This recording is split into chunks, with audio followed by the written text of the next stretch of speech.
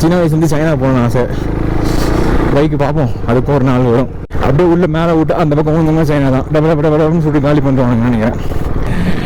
ஆசைப்படுறான் பையன், அவனுக்கு ஒரு கிராசிங்கை கொடுத்து விட்டுருவோம்.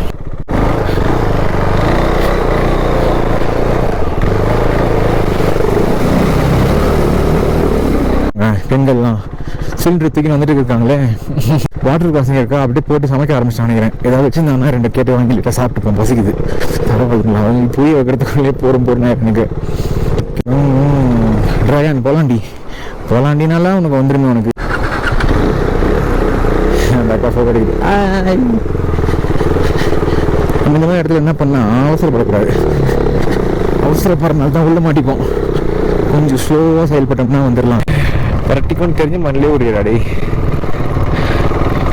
அவ்வளோதான், வந்தாச்சு. அம்மே